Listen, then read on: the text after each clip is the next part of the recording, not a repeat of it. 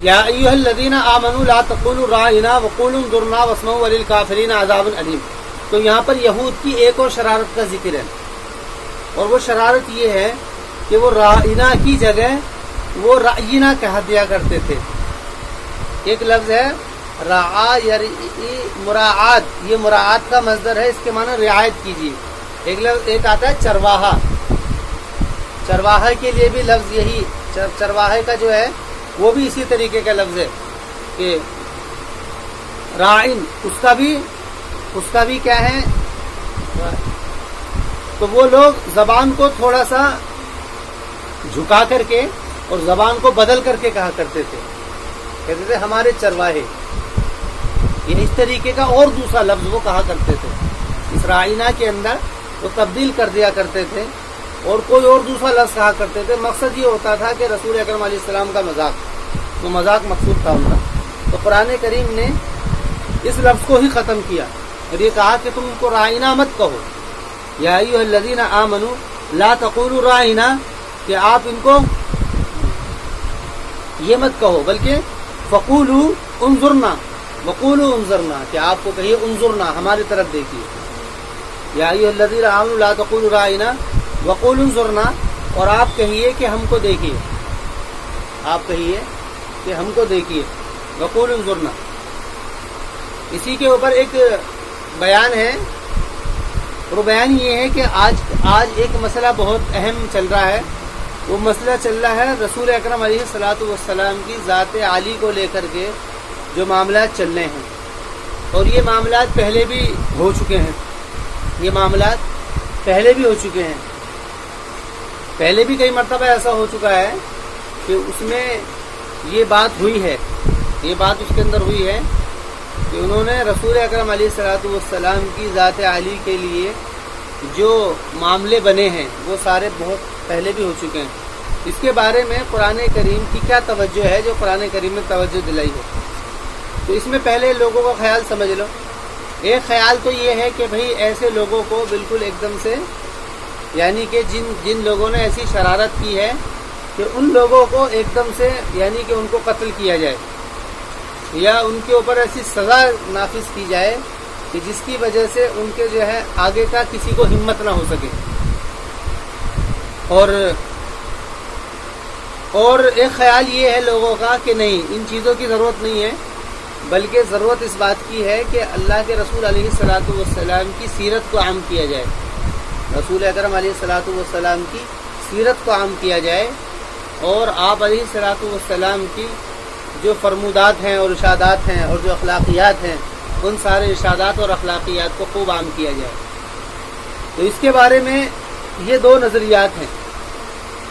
اس کے اندر بات ایک نظریہ فکر یہ بھی ہے اس کے اندر سمجھنے کی بات کہ دیکھیے، بات یہ ہے کہ رسول اکرم علیہ الصلوۃ والسلام کی ذات عالی وہ ذات ہے کہ جن کو آپ علیہ الصلوۃ والسلام کو اللہ تعالیٰ کی طرف سے تسلی دی گئی ہے. آپ علیہ الصلوۃ والسلام کو موقع موقع پر تسلی دی گئی ہے، اور یہ کہا گیا ہے کہ لوگ تمہیں تکلیف دے رہے ہیں کہ ہم دیکھ رہے ہیں، آپ ہماری نظروں کے سامنے ہیں کہ یہ لوگ. اور بلکہ اس کے لیے قرآن کریم کی ایک سورت بھی نازل ہوئی ہے، سورۃ الضحیٰ، والضحیٰ واللیل اذا سجی ما ودعک ربک وما قلی، جس کے اندر یہود مدینہ نے رسول اکرم علیہ الصلوۃ والسلام کی انگلی کے اندر ایک چوٹ لگ گئی تھی کسی موقع کے اوپر. تو اس کے اوپر انہوں نے کہا تھا کہ بتاؤ کہ بھئی محمد کو تو محمد کے رب نے چھوڑ دیا ہے، یہ بتاؤ ان کو کیا ہے تکلیف پہنچنے لگی ہے. تو آپ کو یہ ایک قسم کی تکلیف ہوئی تھی. یہ تو ایک ایسی تکلیف تھی کہ جس کو تکلیف کا لفظ نہیں کہیں گے، لیکن پھر بھی ایک طریقے کی تکلیف تھی. تو اس سے اشارہ، تو اس کے اندر صورت نازل ہوئی والضحیٰ واللیل اذا سجی ما ودعک ربک وما قلی. اللہ تعالیٰ نے رسول اکرم علیہ الصلوۃ والسلام کی سیرت کو واضح کیا، ما ودعک ربک وما قلی وللآخرۃ خیر لک من الاولی، کہ تجھ کو تیرے رب نے چھوڑا نہیں ہے، تیرے لیے تو آخرت بہتر ہے. وللآخرۃ خیر لک من الاولی ولسوف یعطیک ربک فترضی، اور آپ گھبرائیے نہیں، آپ ان کی باتوں پر آپ کان مت رکھیے، بلکہ ہم آپ کو وہ عطا کر دیں گے. ولسوف یعطیک ربک فترضی، کہ آپ جو ہے راضی ہو جائیں گے. ولسوف یعطیک ربک فترضی الم یجدک یتیما فآویٰ، پھر آپ کو نشانیاں یاد دلائی کہ ہم نے آپ کو یتیم پایا تو ہم نے آپ کو ٹھکانہ دیا. الم یجدک یتیما فآویٰ ووجدک ضالا فہدا، اور پھر ہم نے آپ کو گمراہ پایا تو ہم نے تم کو رہنمائی دی۔ یہ بیانات رسول اکرم علیہ الصلوۃ والسلام کے ذکر کیے، ووجدک ضالا فہدا ووجدک عائلا فاغنا، اور ہم نے آپ کو کمزور پایا، عائل کہتے ہیں کمزور حال کو، فاغنا پھر ہم نے تم کو بے نیاز کر دیا، یعنی مال دے کر کے یا اسباب ذرائع وغیرہ دے کر کے ہم نے تم کو بے نیاز کر دیا۔ ووجدک عائلا فاغنا فاما الیتیم فلا تقہر واما السائل فلا تنہر، تو آپ کا رویہ یہ ہونا چاہیے کہ آپ کسی سائل کو مت دھتکاریے اور کسی یتیم کو مت جھڑکیے۔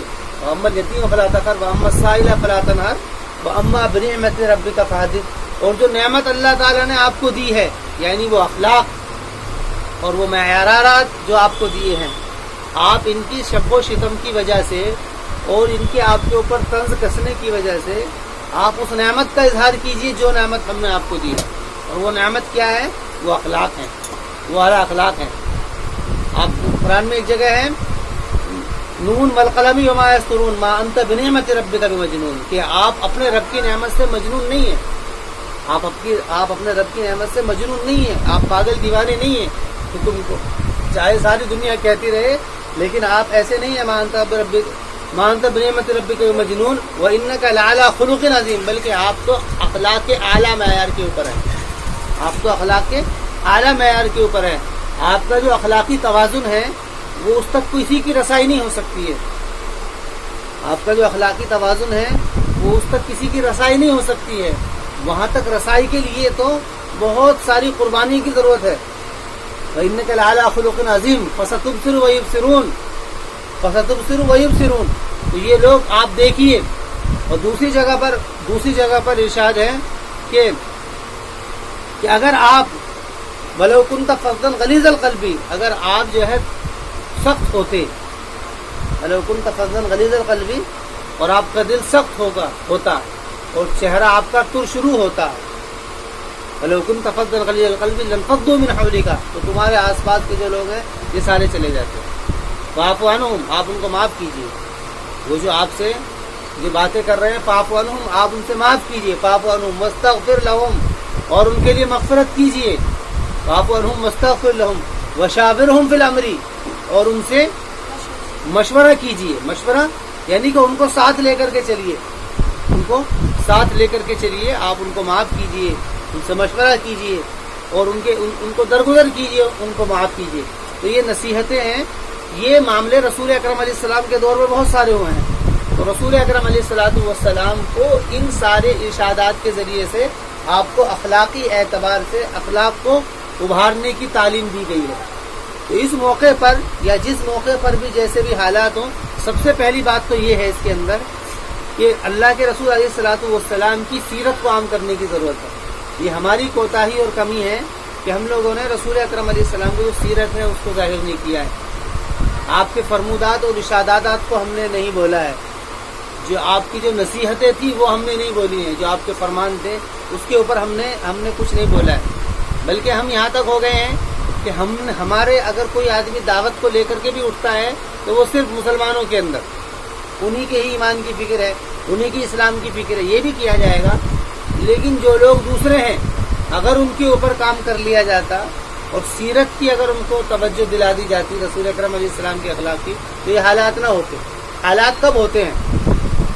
حالات جب ہوتے ہیں جب اہمیت نکلتی ہے، حالات جب ہوتے ہیں کہ جب اہمیت نکلتی ہے، سیرت کو ظاہر کرنا مقصد ہوتا ہے۔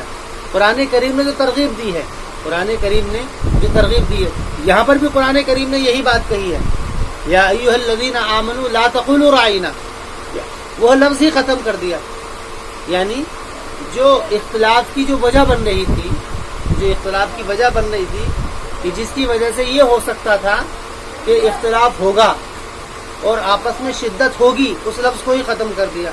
فرمایا لا تقولوا رعینا، کہ آپ رعینا مت کہیے، کہ جس کی وجہ سے وہ دوسرے یہود جو ہیں وہ بگاڑ کر کے آپ کا نام بگاڑتے ہیں، شب و شتم کرتے ہیں آپ کے اوپر، اس لفظ کو ہی ختم کر دیا۔ لا تقولوا رعینا، بلکہ لفظ دوسرا استعمال کرو، وقولوا انظرنا، کہ آپ کہیے کیا؟ وقولوا انظرنا، آپ ان سے کہیے کہ ہم کو دیکھیے، وقولوا انظرنا، آپ یہ لفظ کہیے۔ حضرت صحابہ کو یہ تاکید کی گئی ہے کہ آپ اس لفظ کو ختم کیجیے۔ تو یہ جو ہے ترغیبات دو دی گئی ہیں. ایک رسول اکرم علیہ السلام کو ترغیب دی ہے کہ آپ اپنے اخلاق کے معیار کو اٹھائیے, اور حضرات صحابہ کو یہ ترغیب دی ہے کہ وہ الفاظ یا وہ چیزیں جس سے اختلاف ہو سکتا ہے یا تو اس مجلس سے اٹھ جائیے جس مجلس کے اندر یہ بات ہو رہی ہے, یا پھر ان لفظوں کو چھوڑ دیجئے کہ جن لفظوں کے اندر یہ سارے کام ہو رہے ہیں. یہ بات سمجھنے کی ہے. سب سے پہلا کام تو یہ ہے جو مسلمانوں کو کرنا چاہیے تھا لیکن یہ نہیں ہوا ہے. یہ کام کرنا چاہیے تھا جس موقع پر یہ بہت زیادہ سمجھنے کی چیز ہے.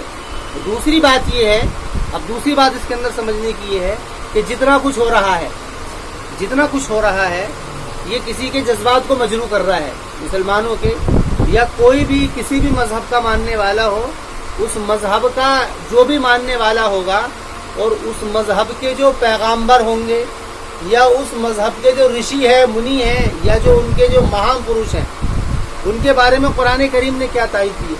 اس میں قرآن نے کہا وَلَا تَسُبُّوا الَّذِينَ يَدْعُونَ مِن دُونِ اللَّهِ, کہ آپ ان کے معبودوں کو گالی مت دو. یہ قرآن کا جو ہے واضح حکم ہے. وَلَا تَسُبُّوا الَّذِينَ يَدْعُونَ مِن دُونِ اللَّهِ, یہ تو دین کے اندر شامل ہے. کسی کے مذہبی رہنما کو, وہ بات الگ ہے کہ وہ حق ہے یا باطل ہے, وہ بات الگ ہے. بس بات اتنی ہے کہ ان کے رہنما کو, جو ان کے قائد ہیں, ان کے رہنما ہیں, ان کے رشی ہیں, منی ہیں, یا کسی بھی مذہب کے ہو سکتے ہیں, اور ہر مذہب کے اندر کچھ اس طریقے کے لوگ ہیں, تو ان کو گالی مت دیجیے. وَلَا تَسُبُّوا الَّذِينَ يَدْعُونَ مِن دُونِ اللَّهِ, کہ آپ ان لوگوں کو گالی مت دیجیے جو کہ اللہ کے علاوہ دوسروں کو پکارتے ہیں. یعنی ان معبودوں کو, ان لوگوں کو آپ گالی مت دیجیے. یہاں پر قرآن کا واضح حکم دیا گیا ہے. تو اس میں ایک تو رویہ یہ ہے کہ دوسرے کے معبودوں کو یا دوسرے کے جو لوگ ہیں ان لوگوں کو سب و شتم کا نشانہ بنانا اور گالی دینا, یہ قطعاً اسلام میں روا نہیں رکھا گیا, بالکل منع کیا گیا ہے. اور اگر اپنے اوپر کوئی معاملہ آتا ہے تو اس کے اندر احکامات, حکم یہ دیا ہے کہ بھئی اس کے اندر اخلاق کے معیار کرنے کی ضرورت ہے, سیرت کے پیغام کو عام کرنے کی ضرورت ہے. اور رسول اکرم علیہ الصلوۃ والسلام سے جا بجا یہ ترغیب دی گئی ہے, اور صحابہ کرام سے بھی یہ بات کی گئی ہے. تو میں کہہ رہا تھا, تو دوسرا کام یہ ہونا چاہیے اس کے اندر. پہلا کام تو یہ ہے کہ سیرت کو عام کرنا چاہیے, اور دوسرا کام اس کے اندر یہ ہو جائے جو کچھ ہو رہا ہے اس ہوئے کے خلاف, کیونکہ جذبات مجروح ہو رہے ہیں. اب اس کی وجہ سے تو احتجاجی طور کے اوپر اس کے اندر کوئی قانون بنانے کی ضرورت ہے, کیونکہ ایسا تو کبھی بھی ہو سکتا ہے, کوئی بھی اٹھتا ہے اور آ کر کے کچھ بھی بول دیتا ہے کہ بھئی اس کی وجہ سے اختلاف ہو رہے ہیں نا. ہر آدمی کے اندر اتنی سمجھ نہیں ہے کہ وہ اس طریقے سے بات کرے. اچھا, جب جذبات کے اوپر چوٹ لگتی ہے پھر اس میں آدمی علم و عقل کو بھول جاتا ہے. پھر جذبات جب مجروح ہوتے ہیں تو اس میں علم و عقل کو بھول جاتا ہے, علم و عقل کو آدمی بالکل بھول جاتا ہے اس کے اندر. تو جب جذبات مجروح ہوتے ہیں تو ایسا کوئی معاملہ نہ ہو تو مظاہرہ کرنا چاہیے, احتجاج کرنا چاہیے, اور ہر ایک کی ذمہ داری ہے کہ وہ احتجاج کرے, مظاہرہ کرے, اور اس کے خلاف, یعنی جو اس طریقے کا کوئی قدم اگر اٹھاتا ہے تو اس کے خلاف یہ بات کہی بھی جائے کہ بھئی اس کے خلاف ایکشن بھی لیا جائے, اور اس کے خلاف اگر کوئی جائے اس کے لیے قانون بھی بننا چاہیے. اس کے خلاف قانون بننا چاہیے, تو احتجاج کیا جائے, اور احتجاج کے اندر اپنی یہ بات رکھی جائے, اور اس کے ساتھ ساتھ میں سیرت کو بھی عام کیا جائے. سب سے پہلی بنیادی چیز جو ہے وہ سمجھنے کی چیز ہے, جو بنیادی چیز ہے, تو بنیادی چیز جو قرآن نے سکھلائی ہے وہ سیرت کا عموم ہے. وہ کیا ہے؟ سیرت کا عموم ہے, کہ سیرت کو عام کیا جائے. رسول اکرم علیہ الصلوۃ والسلام کے پیغامات اور ارشادات کو خوب عام کیا جائے, اور جہاں پر ہم رہ رہے ہیں وہاں کی اپنی نوعیت دیکھی جائے. پہلے کہ ہماری کیا حیثیت ہے وہاں پر, ہماری نوعیت کیا ہے, اس نوعیت کو سامنے رکھ کر کے, اور جو ہم کو اختیارات ملے ہیں ان اختیارات کا بھرپور استعمال کیا جائے. اختیار کیا ہے؟ ہر ملک کے اندر باشندے کو, رہنے والے کو یہ اختیار ہے کہ وہ اپنی کوئی بھی بات کو پورے زور شور کے طریقے سے, مطلب ایسا نہ ہو کہ جس سے فتنہ ہو, ان سے بچ کر کے اپنی پوری قوت کے ساتھ میں اپنی بات کو رکھ سکتا ہے. یہ ہر کسی کو اختیار ہے.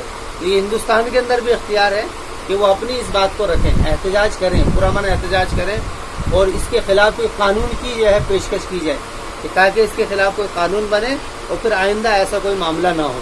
لیکن بنیادی چیز یہ ہے کہ سیرت کو عام کیا جائے, اور مسلمانوں کو ضرورت ہے کہ وہ اس سیرت کو خوب عام کریں اور خوب اس کو لے کر کے خوب باتیں کریں.